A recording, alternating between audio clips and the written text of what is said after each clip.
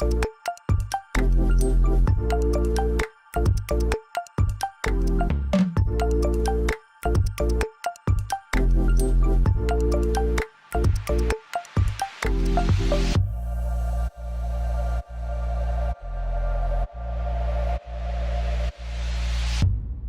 up, fam?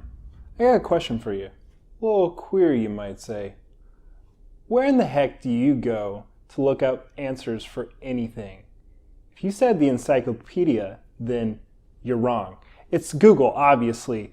We all know that the internet is the place we can go for an answer. Sometimes the answer is exactly what we're looking for. But other times, the answer leads us in the complete wrong direction. Like, really wrong. When I was in middle school, a friend told me the wild stories about the secret shadow group called the Illuminati. I was like, hey, I should go Google that when I get home. Then Google led me down a freaking rabbit hole about a deeply sinister Illuminati. They were involved in 9/11 and they had a secret bunker under the Denver airport.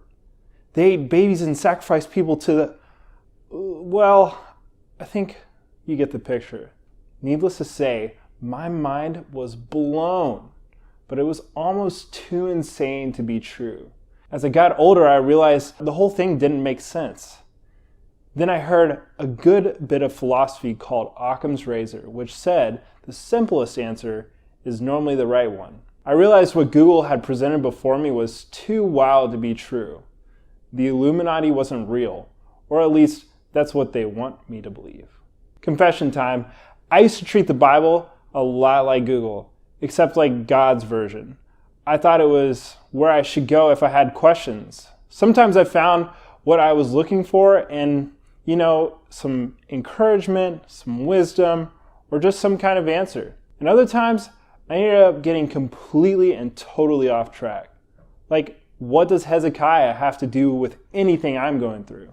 Maybe you've never turned to the Bible when you've had questions. Or maybe you're like me and you've used the Bible as a quick way to get some help or answers. Either way, I think it's true that when the Bible tells us what we want to hear, we love it.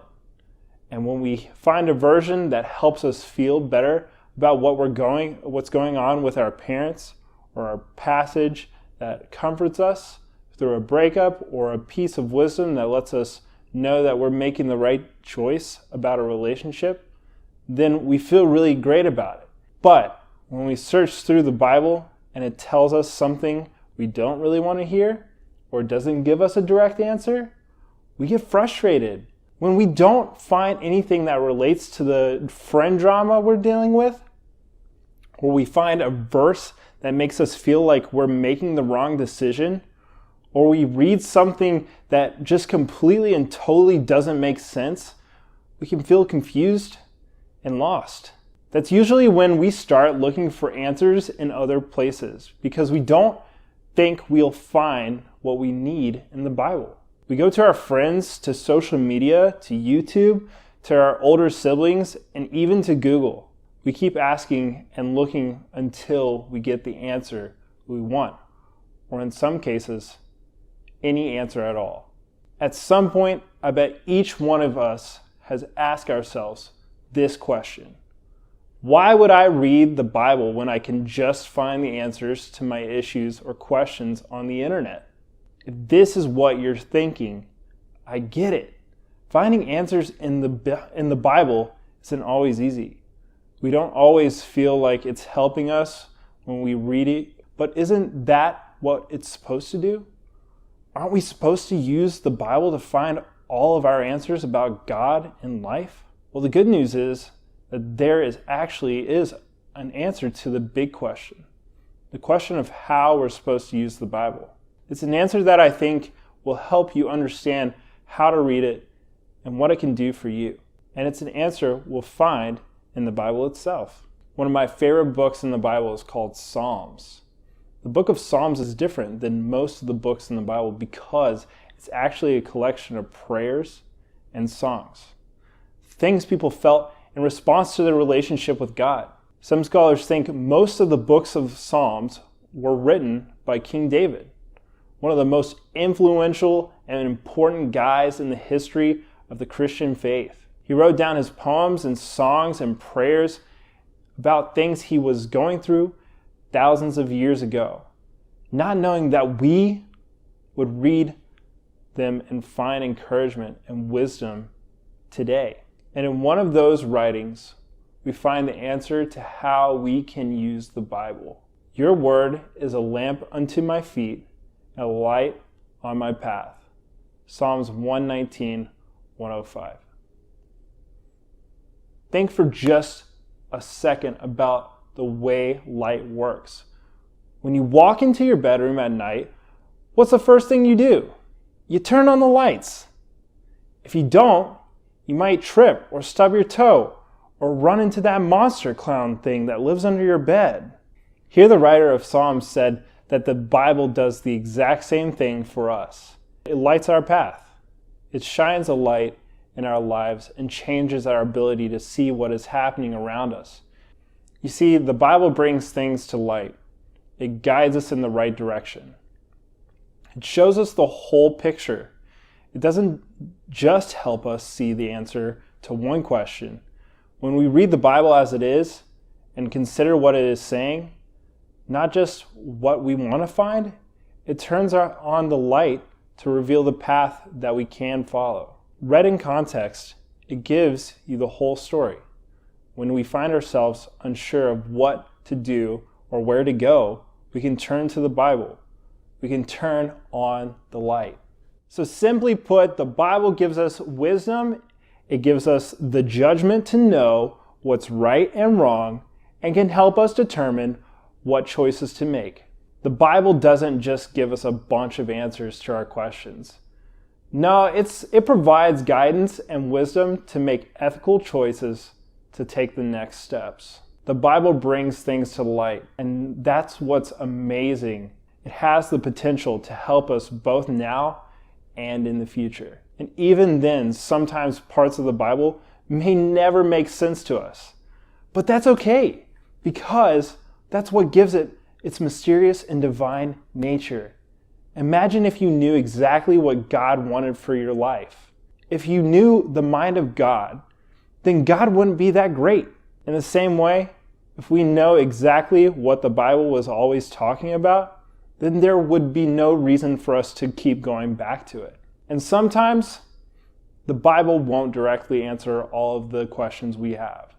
Sometimes, it doesn't talk about all the things that we needed to talk about. Maybe your exact situation isn't talked about in the Bible. But what I do know is this: we can always find wisdom in it, and that can be applied to our specific situation. Now, picture yourself back in your dark bedroom for 1 second. No monster when we're trying to find our way around all the things on the floor. Do we wait to turn on the lights? No. The first thing we do is turn on our light. I have hidden your word in my heart, that I might not sin against you. Psalms 119:11. Hiding God's word in our heart means we keep it with us. We memorize it, we learn it, we know it so well that it stays with us. Then, when we need it, it's already there. We don't have to scramble to find it or wonder what it says when we're desperate. Instead, we have it with us. So, it's time for your challenge.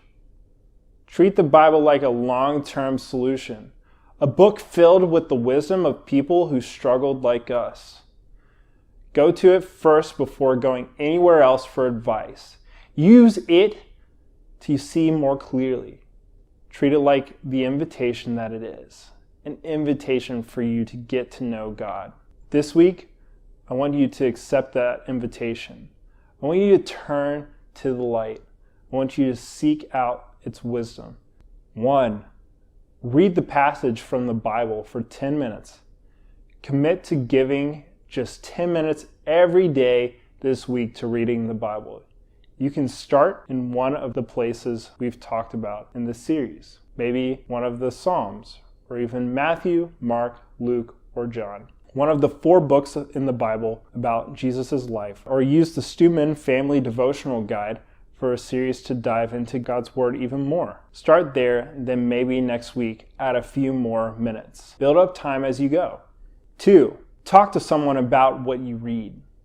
One of the best ways we can better understand the Bible and how to use it is to talk to someone who can help us. That's one of the reasons we have small groups here at StuMin. We want you to have a safe place to talk about the Bible and ask questions and seek out wisdom. Not only do we want you to talk to your small group, we also want you to reach out to a trusted adult about using the Bible to see things more clearly in your life. For you, that may be a parent, a grandparent, a pastor, or a small group leader. Identify one person in your life you can talk to about the Bible.